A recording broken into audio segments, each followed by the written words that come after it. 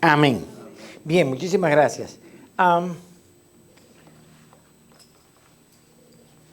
Nosotros vimos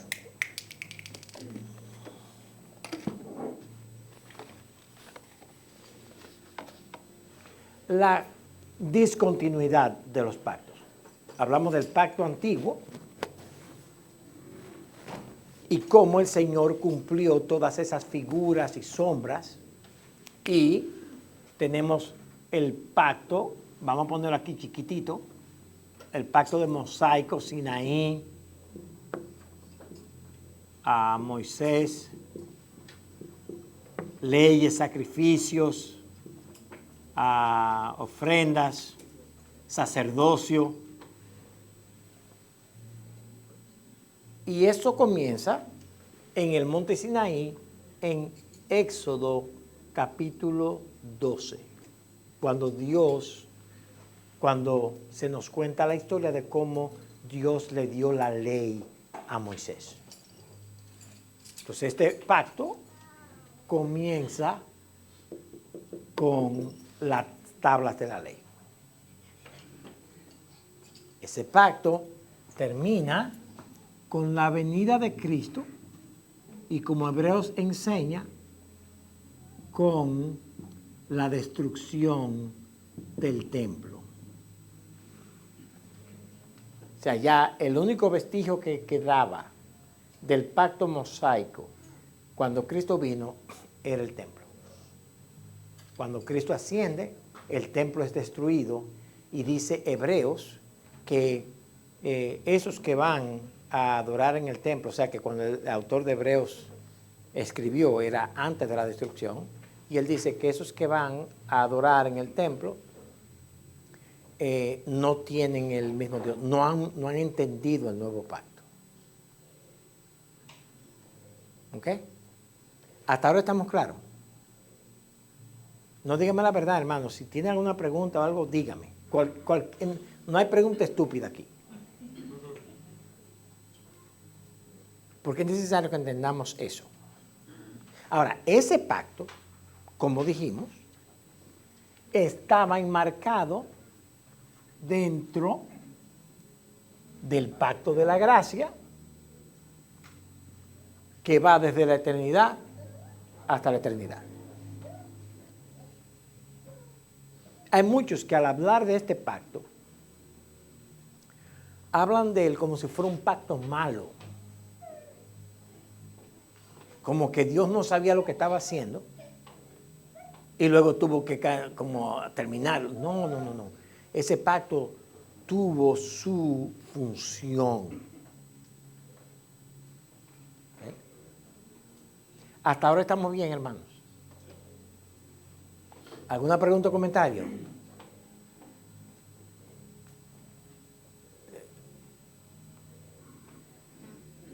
Déjenme saber, porque lo que vamos a explicar ahora, que ustedes me van a explicar a mí del texto, es importante que entendamos estas cosas. ¿Estaban enmarcados con el pacto de que dijo ahí? El pacto de la gracia, el pacto eterno de la gracia, el pacto eterno de la gracia que Dios hizo con Cristo, del cual Cristo es el mediador. ¿Te acuerdas? Que hablamos de Cristo como el mediador de ese pacto eterno. Y que ese pacto fue hecho con Cristo.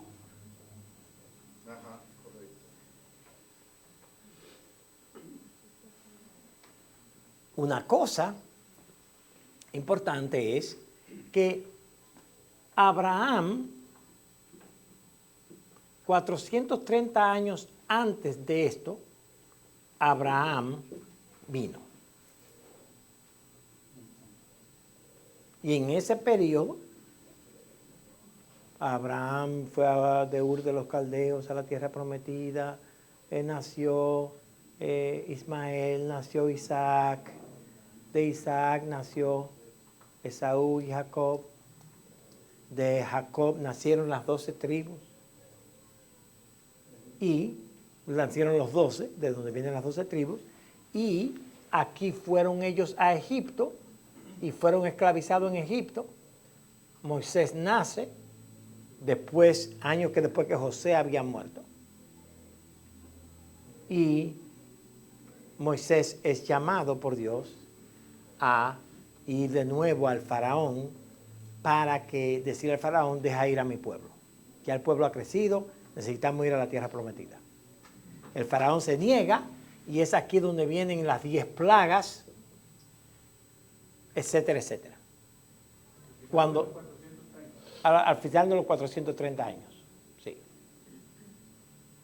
Ahí es que el pueblo de Israel sale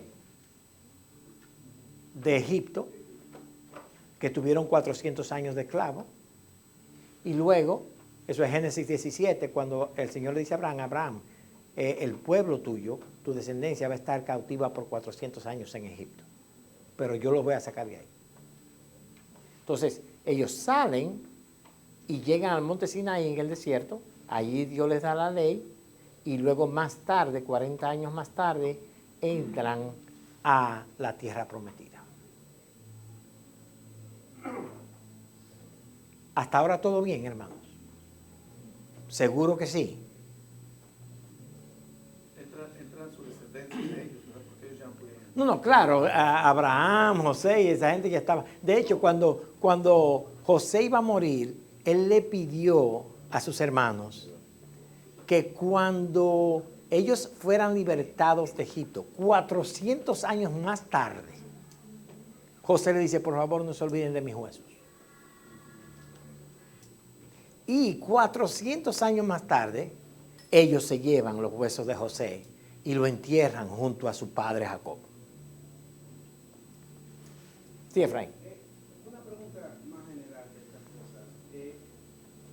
Podemos decir que toda esta cuestión de los pactos y estas cosas, estamos hablando de teología. La Biblia en sí no se expresa de esta manera en sentido general, sino de una manera de comprender cómo está históricamente, cómo está la relación con Dios, con el hombre. Pero la Biblia habla del ministerio, por ejemplo, el ministerio de escrito en piedra. Sí, Habla de segunda de Corintios 3. La Biblia, si yo tomo la Biblia y no sé nada de teología, yo no veo nada de estas cosas. Sí, no, eso fue lo que vimos la semana pasada que se ve. Y es en Gálatas 4, cuando Pablo explica, Agar es un pacto, Sara es el otro pacto. Jerusalén la terrenal, Jerusalén la celestial. Entonces ya con eso Pablo nos deja saber que cuando vemos estas historias en la Biblia, tenemos que tener presente estos dos pactos. Ahora nosotros sí sabemos, de nuevo en Gálatas 4, que Jesús vino y nació de mujer y nació bajo la ley. ¿Bajo cuál ley? Esta.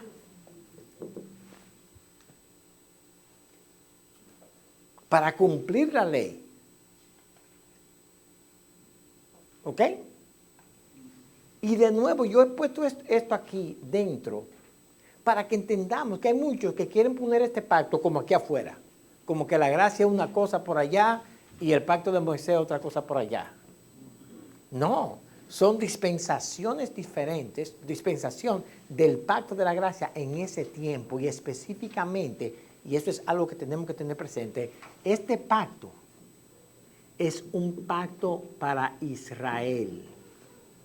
Es un pacto para la nación de Israel, porque ese pacto, como dice el mismo Gálatas, la ley, este pacto mosaico, es el ayo para llevarnos a Cristo.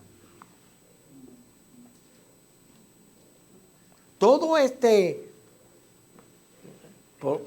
no me faltan, por falta de otra palabra, todo este aparataje que Dios pone, tiene un propósito y es llevarnos históricamente al nacimiento de Cristo, pero también espiritualmente a nosotros, al ser confrontados con nuestro pecado por la ley de Dios, vengamos a Cristo.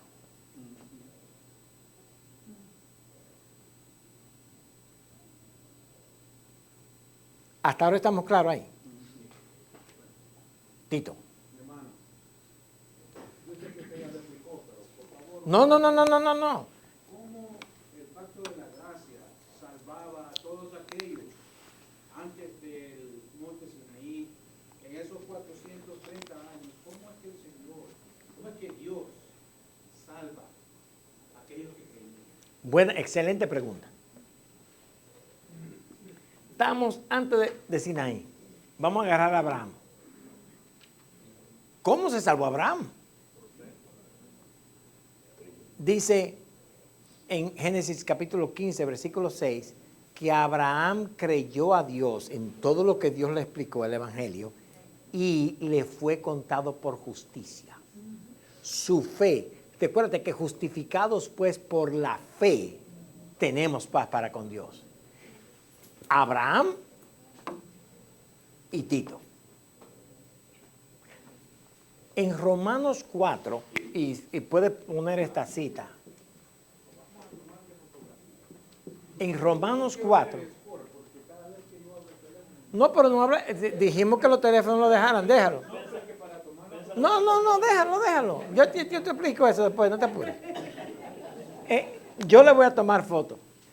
No, pero en Romanos 4, Pablo nos explica la fe.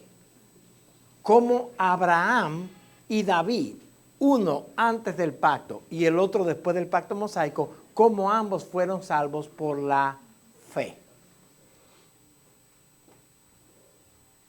A ellos se les predicó el mismo evangelio. Dice Jesús en Juan 8 que Abraham vio mi día y se regocijó en él. O sea, Abraham por la fe vio que un día Cristo vendría. Y él creyó en ese Cristo que vendría. Recuérdate, Tito, que estos sacrificios, el sacerdocio, las ofrendas, figuras,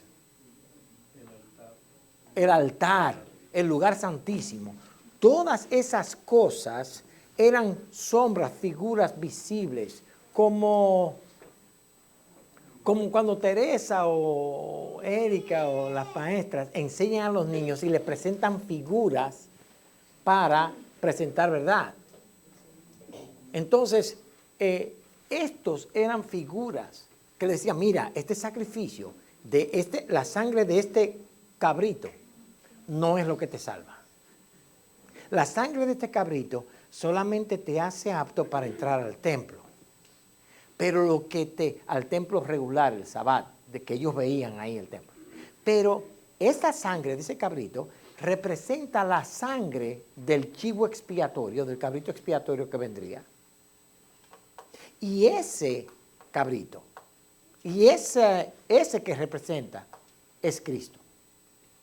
Si tú haces este sacrificio simplemente pensando en el sacrificio, vas a poder ir al templo a adorar. Pero si tú crees en el evangelio que esto anuncia, no solamente vas a poder ir al templo a adorar, pero vas a ser salvo por la fe. El Señor les daba a muchos ese entendimiento, pero a otros no. Como lo hace ahora. Como lo hace siempre. Elmer, usted va a decir algo. Sí, no sé ni si voy a articular bien la pregunta, porque ahorita anda así. Nosotros por fe, la sangre de Jesucristo es sumamente perfecta, que nosotros nos arrepentimos, Él nos salva, nos perdona una vez y para siempre. Y por sus sacrificios somos... Exacto. Perdona, sí. Ellos hacían los sacrificios año tras año, tras año, tras año, tras año. ¿Cómo es que eran salvos entonces? ¿Eran salvos la primera vez, la tercera vez? No, de nuevo. Los sacrificios de ese tiempo no eran sacrificios salvíficos en sí mismos, sino que eran medios por los cuales los profetas, Moisés, la ley, anunciaba de Cristo el sacrificio perfecto. Entonces, por ejemplo, David en el Salmo 51 confiesa su pecado contra Betsabé y contra Urías Eteo. Y él dice, bueno, contra ti he pecado y solamente contra ti, pero él dice, tú no quieres sacrificios. Si fuera así, yo hubiera hecho el cabrito ese y ya yo hubiera estado bien. Y claro, que él hubiese estado bien por fuera, frente al sacerdocio, ceremonialmente hablando, como algunos le llaman. Pero David sabe, no, espérate, yo necesito un nuevo corazón. Y el versículo 17 del capítulo 51 dice, No, el 10 dice, crea en mí un nuevo corazón, pon un espíritu recto dentro de mí. Pero entonces él dice en el 17 que ofrenda y holocausto tú no quieres. Entonces dice, los sacrificios de Jehová son un corazón contrito y humillado. Entonces, ya David entiende, espérate, el asunto no es este chivito, no es este corderito. El asunto es que yo crea en el cordero, que me limpie en realidad de mi pecado internamente. Pero, pastor, pero podemos decir que la revelación de Dios se ha dado históricamente en diferentes niveles. Y no es que las personas en esa época eran salvos porque entendían quién era Jesucristo y cómo venía y cuándo venía y todo eso. Porque la revelación no se había dado hasta ese nivel. Habían personas como Abraham, como Moisés, que sí tenían revelación especial, como lo dice la Biblia. Moisés veía a Dios como quien ve al infinito. No todos tenían esa relación con Dios como la tenía Moisés o como la tuvo Abraham. Pero la gente común del pueblo era salva de acuerdo a la revelación que Dios le había dado y a que ellos creyeran en la revelación que Dios le había dado. Correctamente, pero, añadido a eso, la revelación que ellos tenían por medio de esos sacrificios, de esas enseñanzas, era acerca de Cristo.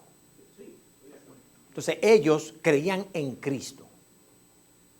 De hecho, óigame, yo iba a hacer una clase de una cosa, pero ya se me está yendo para otra cosa, pero está bien. Ellos creían en Cristo. Como era representado, claro, Cristo no había venido, Cristo no había sido crucificado. De hecho, Pedro dice que los profetas anhelaban ver eso. Óigame bien ahora lo que voy a decir. No porque ellos tenían que creer diferente, sino a ellos les hubiera gustado ver el cumplimiento de lo que ellos estaban profetizando. Y por eso dice Jesús que Juan es el mayor de todos los profetas. ¿Por qué? Porque él es el último profeta que Malaquías anuncia y él es quien dice, he aquí el Cordero de Dios. Todo lo que los profetas vieron a través de todas estas cosas, de las revelaciones de Dios, de las profecías, ahora Juan, el último profeta, dice, ahí está. Lo vio en vivo, exactamente, lo vio en vivo y lo anunció. Pero la confianza de todos los que se salvaban era en Cristo. De hecho, ¿se acuerdan del ciego que estaba en el templo cuando Cristo nació? Simón. Óigame bien lo que este hombre pidió. Él entendía por los profetas que ya el tiempo de Jesús de nacer había llegado. Y cuando le traen al niño, déjame agarrarlo. Simeón, no Simón. Y él agarra, el ciego. Ya ahora yo me puedo morir. He estado esperando esto. Ana, la otra señora, lo mismo. Pastor, los reyes magos que venían de Oriente sabían que había Sí, nacido el Salvador, exactamente. porque se habían cumplido el tiempo de... No eran magos ni reyes, pero Bueno, eran reyes. No, pero yo entiendo. Sí, pero ya. Los reyes. ¿Ah? ¿Cómo? Sí, no es. Quizás si lo vieron de esa forma, ellos creyeron a Dios, tanto Abraham como Moisés, Noé, todos ellos, viendo a Cristo. En el futuro. Así como nosotros creemos, viendo a Cristo lo que pasó. Sí. Entonces, de esa forma. Pero creemos en el mismo Cristo y somos salvos por la misma fe. Todos. Hasta ahora todo bien, hermano. Jessica. ¿Los sacrificios se hacían individualmente? ¿Habían sacrificios que hacían como familia? ¿O eran Habían sacrificios individuales, habían sacrificios familiares, habían ofrendas de un clan, había, de hecho, que las mujeres después de dar a luz? por ejemplo, las mujeres después de dar a luz tenían que dar ciertas ofrendas, aún en su periodo, ellas tenían que tener ciertas regulaciones. Había también diferentes ofrendas para diferentes pecados. Si tú pecas con esto y con esto, entonces tienes que ofrecer 2 tórtolas. Si le robaste la vaca, entonces tienes que resarcer esto con esto y con esto. Y cuando haga todo eso, entonces tú vas donde el sacerdote y le dices, ya yo cumplí todas las demandas de la ley en cuanto a ese robo. Y el sacerdote entonces te declaraba limpio. De hecho, los leprosos, tú tenías lepra, había clara instrucción en la ley en cómo tratar a los leprosos. Por eso el Señor, cuando cura a los 10 leprosos, ¿qué le dice él a ellos? Perdón, el sacerdote. ¿Para qué? Para que te declare limpio y puedas entrar al templo. Ahora recuérdense que de los 10, solamente uno creyó para salvación. Los otros, y no era de Israel. Sí, era un samaritano. Buen punto, porque finalmente ahora voy a poder enseñar con eso lo que yo quería enseñar hoy. No, pero sinceramente hablando, ¿hay alguna otra pregunta en cuanto a los pactos? No, de verdad. Pues yo tengo una pregunta, pero no sé si... No, dime. De hecho, si esto no se da para presentar lo que yo quería presentar, yo de una manera humilde y con toda mi humildad, le pediré al pastor Jorge y al hermano Efraín que me den otro domingo. Si me lo niegan, hay problema, pero lo hago con toda humildad. No. Por ejemplo, ahora nosotros cuando nos hablan de Jesucristo, de la salvación de eso, es como decía el hermano, es algo que ya pasó. Vimos la historia de Jesucristo y lo podemos ver, lo podemos visualizar.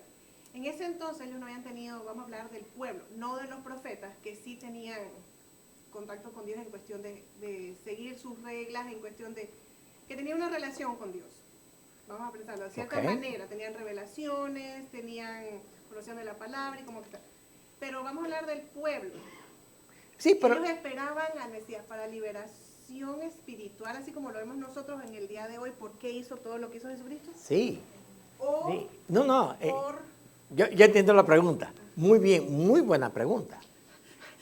Te asustaste, ¿eh? El problema principal era esto, Cristian. Que muchos en el pueblo entendían, wow, el Mesías viene. Porque los profetas le anunciaban, los profetas no tenían un club de ellos. Que Dios me reveló y me quedé yo solo. No, los profetas, lo que Dios les revelaba, ellos anunciaban. El pueblo, muchos en el pueblo decían, wow, el Mesías viene. Y creían. La gran mayoría, no. Lo mismo que pasa hoy. Pero muchos en el pueblo creían.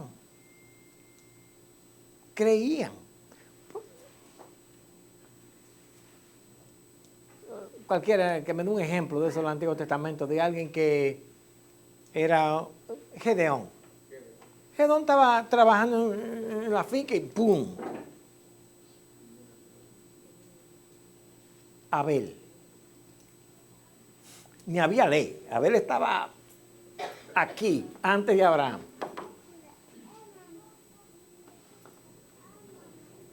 Oye, van a tener que dar una ofrenda.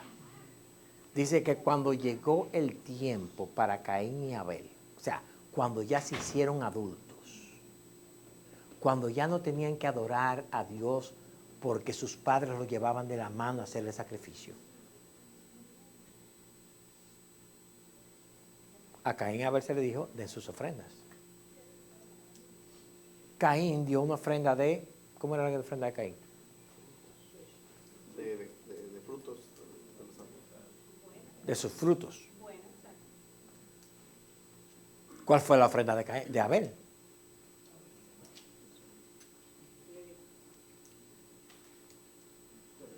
Un cordero. ¿Cuál fue el problema?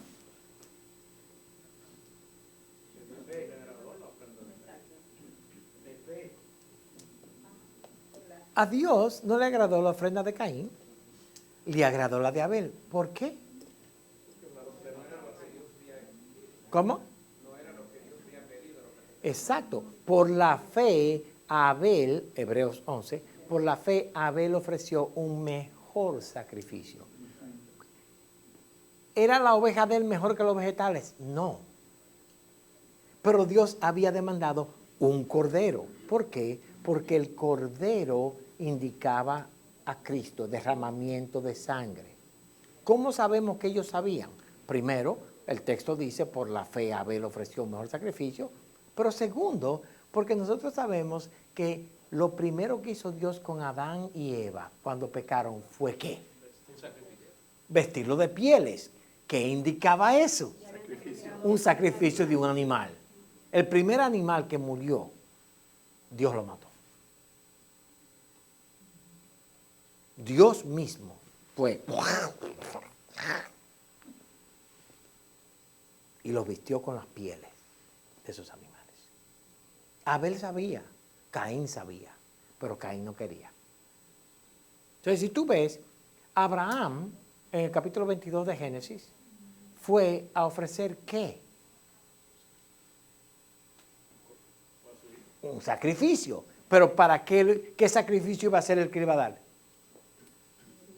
Su hijo, Isaac. Y te acuerdas, Cristi, que él llevó a su hijo y le dijo a los ayudantes, quédense aquí, mi hijo y yo vamos a adorar. Y oiga lo que dice ahora Abraham, y volveremos. Volveremos. Pero Abraham sabía que lo iba a matar.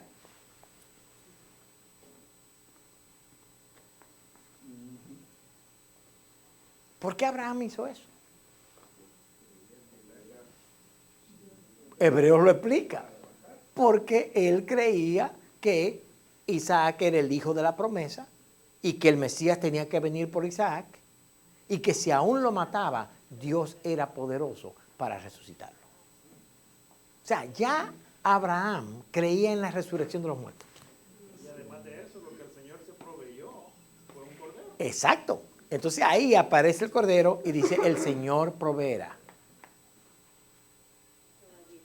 Pudiéramos decir, escúchame otro aspecto de esto, de que parte de la dificultad, la gente que está preguntando, pero cómo creían en Cristo, cómo creían, parte de la dificultad es que Cristo tiene, hay muchos aspectos de Cristo.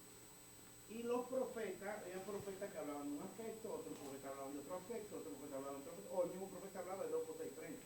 Tenemos Isaías que habla de un Mesías que sufre, tenemos Isaías que habla de un Mesías que reina y que triunfa, tenemos Isaías, entonces había muchos aspectos que todo es clarificado mirando hacia atrás cuando vemos cómo todo se cumple en Cristo, pero que mirando hacia adelante tenía su grado de dificultad para el pueblo que estaba mirando hacia adelante, entender todos estos aspectos al mismo tiempo. Sí, la revelación de nuevo se da en grados. Sí. Y el grado, cuando lo miras hacia atrás, ves todo el cumplimiento.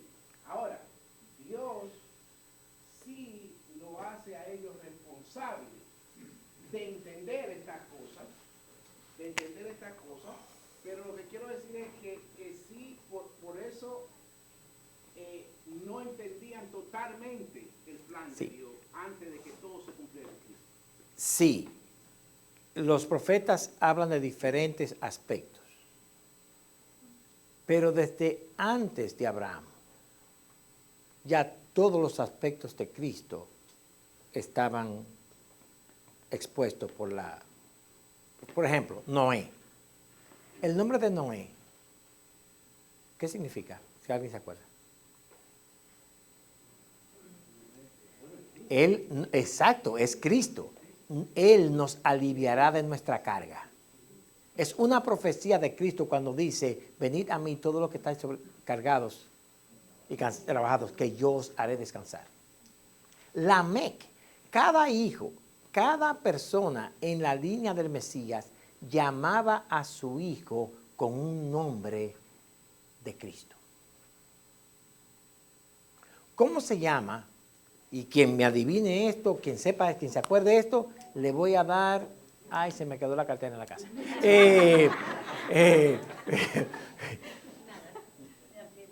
Pero a ver, hermanos, ¿quién se acuerda del nombre del hijo de Raab? Obed. Obed, exactamente.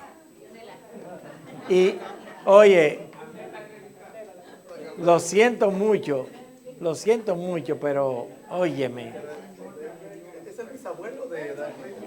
Es El abuelo. el abuelo de David. El rey David, claro, el papá de Isaí. De Isaí, exactamente. Entonces tenemos nosotros a Boaz, o Boaz. Tenemos a Obed, tenemos a Isaí y tenemos a David.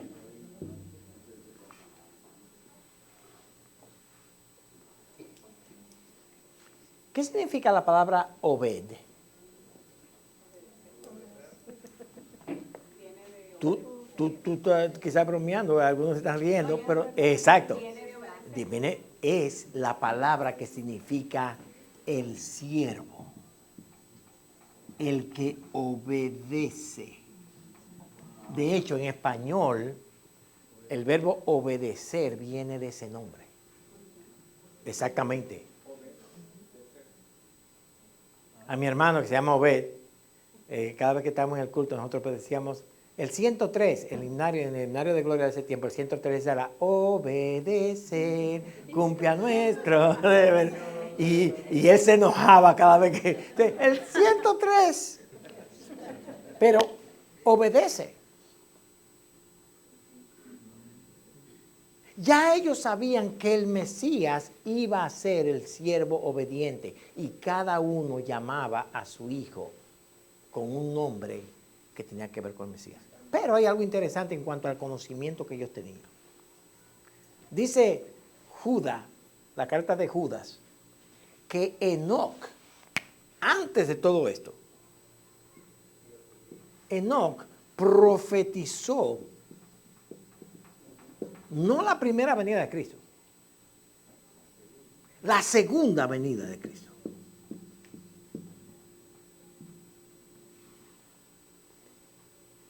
Y aunque hay lo que Efraín está diciendo, lo que se llama el progreso de la revelación, el progreso de la redención. Desde Adán todo el mundo sabía quién Cristo era, quién era el Dios Altísimo. De hecho, un rey maldito como Abimelech le dice a Abraham, oye Abraham, tú me hiciste caer en una trampa, tomar a tu mujer. Gracias a Dios que me vino en un sueño, porque si la tomo, oye bien lo que dice Abimelech, Dios me hubiera matado. ¿Cómo tú pusiste a mi vida en peligro? Él entendía que Abraham era un hombre que Dios había escogido para eso. Y que tocar la mujer de Abraham era tocar el plan de Dios. Un impiazo. Increíble, ¿no? No era chiquito, un impiazo.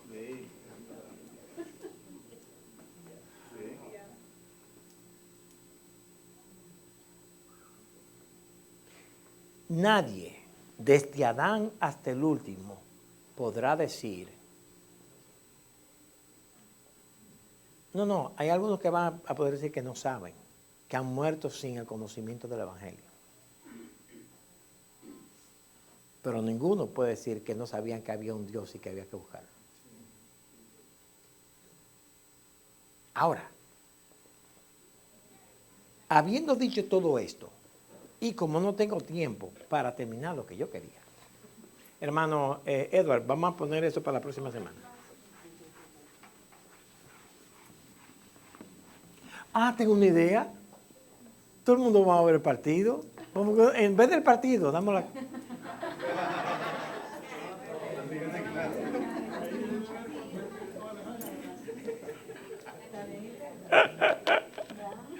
Espérate, a Efraín y a Sara no le importa mucho, pero si fuera béisbol sería otra cosa. Ahora, otro aspecto importante de esto es que este pacto era confinado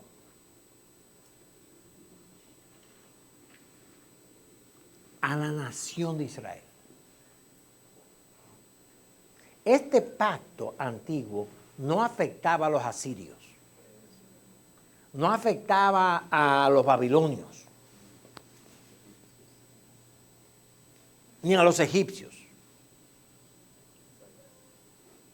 Eso es algo importante, porque aunque la ley de Dios no matarás es una ley universal, los mandamientos del pacto con la sombra, la figura, el sacerdocio, etc., no era de los gentiles.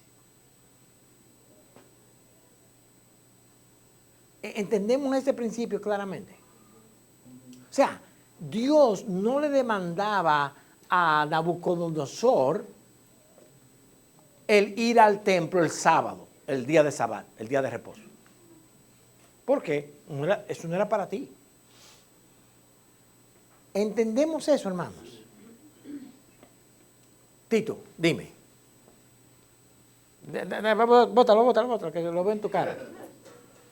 No, o sea, usted lo está explicando ahorita y queremos entender. Sí, pero dime qué. No está bien, sigue con su...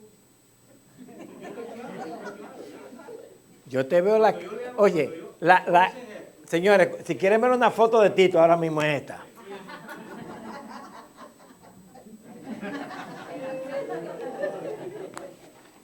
Es por el partido que sabe que va ganando. No. Tito es fiel a sus promesas. Pero el punto aquí es este. Todo esto era un pacto terrenal hecho por Dios para con un pueblo. Y ese pueblo fue un pueblo, no que Dios tomó una nación, por ejemplo a los babilonios o a los egipcios, no. Este pueblo de Israel es un pueblo que Dios mismo hace. Dios construye este pueblo.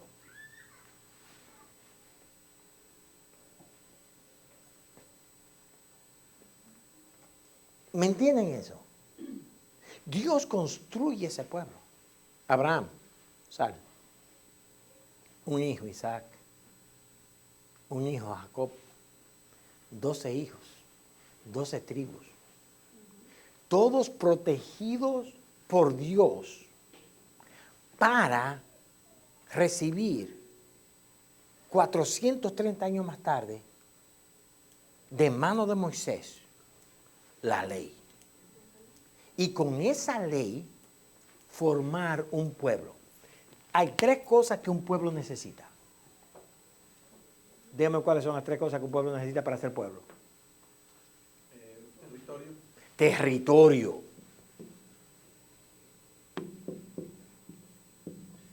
Segundo. ¿Ah? Población. Gente.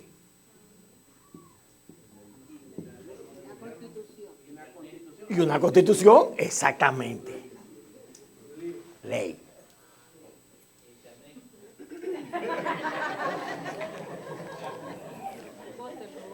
No, espérate. Él tiene razón. Hoy hace falta. Si hoy ese internet falla, a mí me botan de pastor.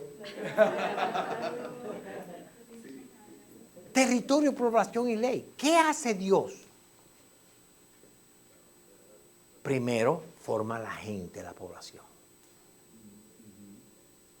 No tenían leyes y no tenían territorio.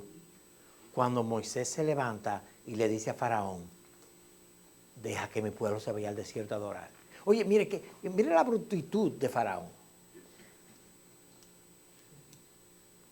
Moisés no le pidió que dejaran ir al pueblo a mudarse.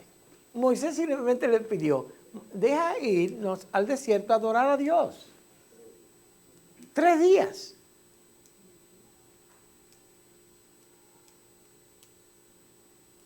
Ellos no tenían tierra.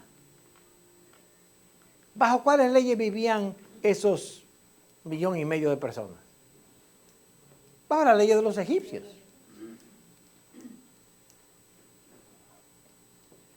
Cuando Dios lo saca a esta población de Egipto, ¿qué es la segunda cosa que Él le da? La ley. Génesis 12. Primero, la población. Segundo, la ley. ¿Y qué es lo último que le da? El territorio.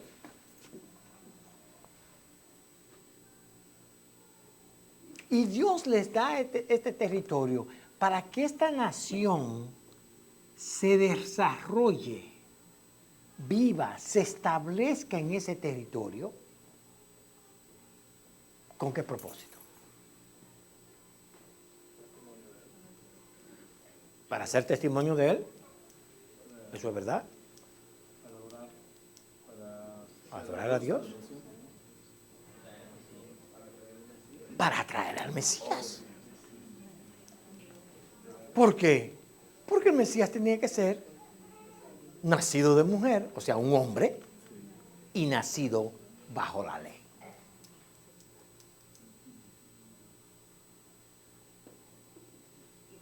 Tenía que haber una nación con ley, gente, territorio. Y ojo, no cualquier ley, no cualquier... No, exactamente. Todo relacionado con Dios. Exacto. Toda la ley de este pueblo era una... Toda la fiesta, todo lo que hacían, era apuntando a ese Mesías. tenía que tener relación con Dios. Era todo relacionado. De hecho, hermanos, algunos gentiles que se acercaban, cuando se acercaban a este pueblo y entraban a ser parte del pueblo, tenían que abrazar la población, la ley y el territorio. Ruth, Rahab. ¿Entendemos eso? Todo esto, o sea, ¿qué hace Dios con Israel y las demás naciones? No se junten. ¿Por qué? Porque son racistas. No. Porque Dios sabe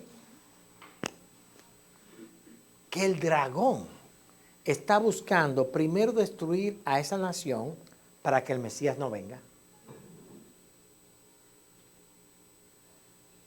Señores, el Antiguo Testamento, y yo espero que podamos ver eso en Primera y Segunda de Reyes cuando empecemos a ver algunas cosas. No vamos a ir capítulo por capítulo, pero vamos a agarrar eventos de Primera y Segunda de Reyes. El Antiguo Testamento básicamente es la historia de Dios defendiendo la simiente de su enemigo. Si los dejo que se mezclen con los demás, se van a perder.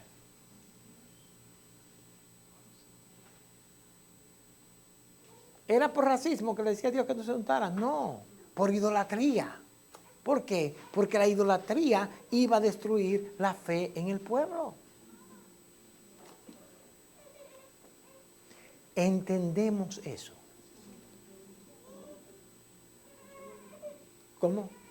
Perdón, dije que como ocurre en la actualidad, hoy mismo, la idolatría es lo que nos separa de Dios y hemos venido de lugares idólatras por toda la generación. Exactamente, porque después que este pacto se cumple, Stephanie, nosotros somos el pueblo de Dios. Antes es ser el pueblo de Dios. El que quería oír de Dios tenía que ir allá.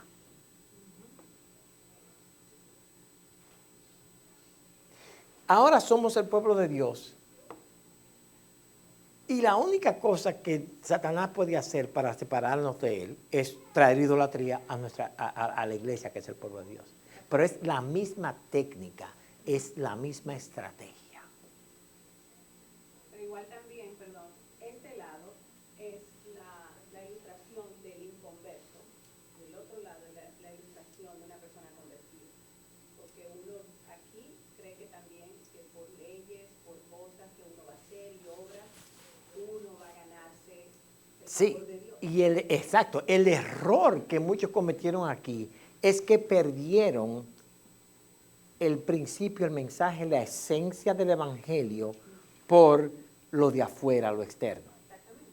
Y eso pasa hoy. Hay muchos que externamente lucen bien. Yo me acuerdo de muchos hermanos que caminaban así, con una Biblia aquí debajo del... Hola hermano, ¿cómo está usted? Yo aquí tratando de cuidar la tierra. Mire, yo ni duro piso yo porque yo soy un hombre tan santo y tan humilde que mire, no le quiero ni pisar así. Porque yo soy un hombre santo y humilde. ¿Cómo está usted? Afeminados.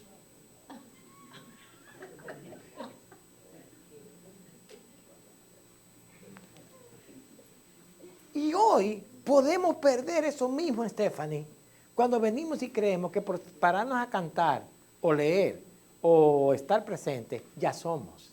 No, hay algo interno que tiene que pasar. Tiene que haber una...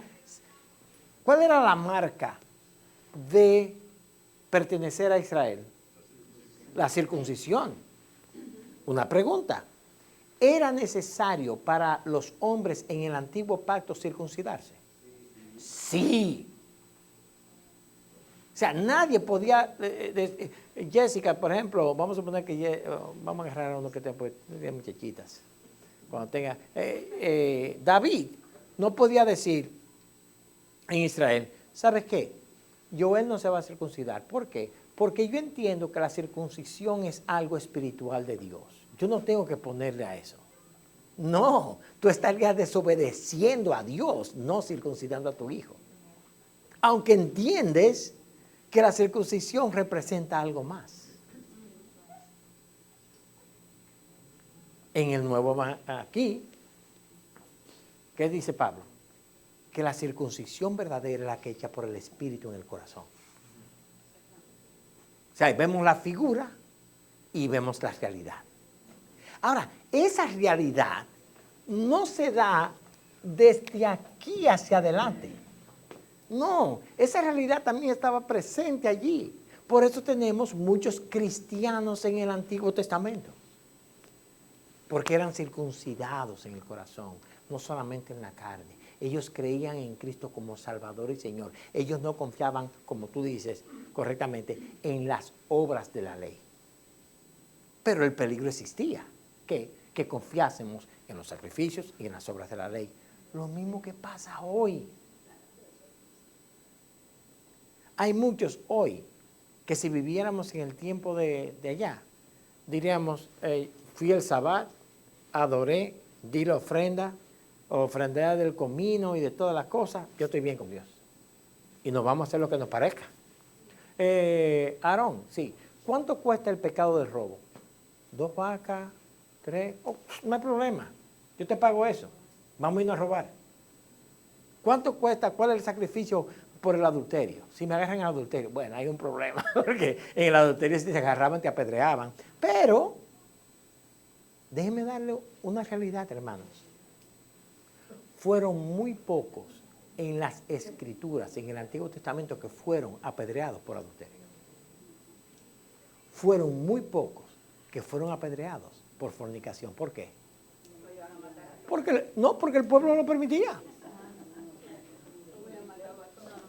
Exacto. Hubieran matado a todos. El punto que quiero hacer es este, para entonces en la semana que viene explicar. Estamos viendo la historia desde la creación hasta la primera venida de Cristo. Y eso contiene un pacto hecho con Abraham concerniente a Israel, su descendencia física, que anuncia el pacto hecho con Abraham en cuanto a Israel, el pueblo de Dios espiritual, la iglesia. O sea, cuando Dios está aquí dándole a Abraham sus promesas y está con Moisés en Sinaí y está formando a la nación, dándole el territorio, la población, la ley, Él no solamente está formando un pueblo físico, también está sentando la base en ese mismo pueblo y continúa formando su pueblo espiritual.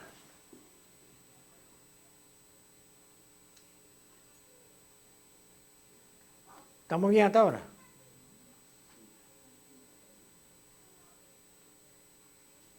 ¿Seguro que estamos bien? Ok, ¿hay alguna pregunta o comentario? Lo vamos a dejar ahí, porque entonces la semana que viene vamos a ver cómo estas dos cosas se abren y el límite ya no es la nación de Israel. Ahora pasa a ser otra cosa.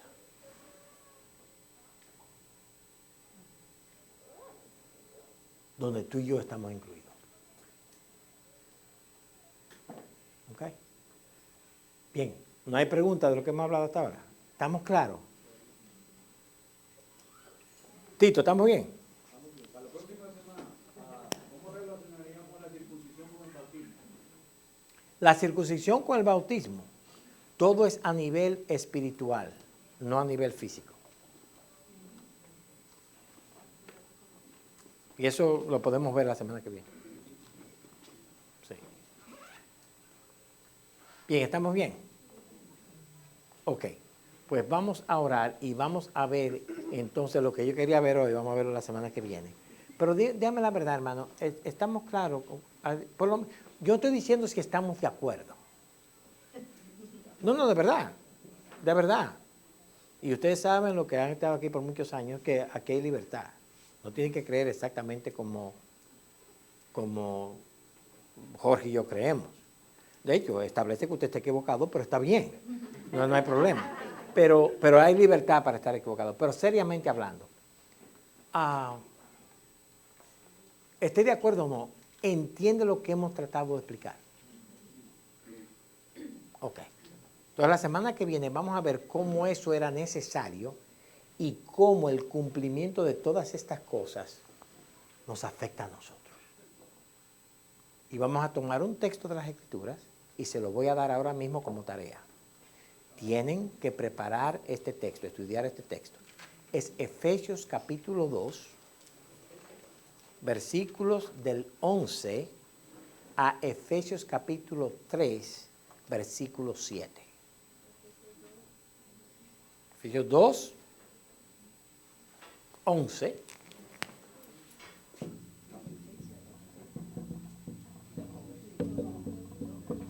al 3, versículo 7.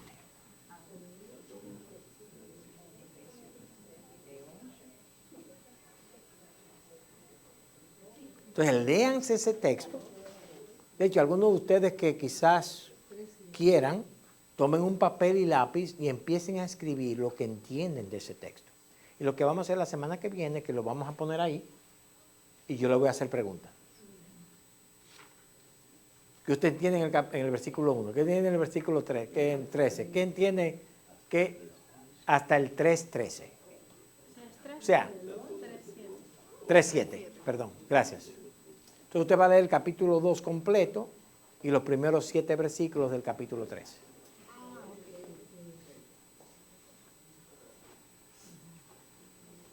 Y claro, eso está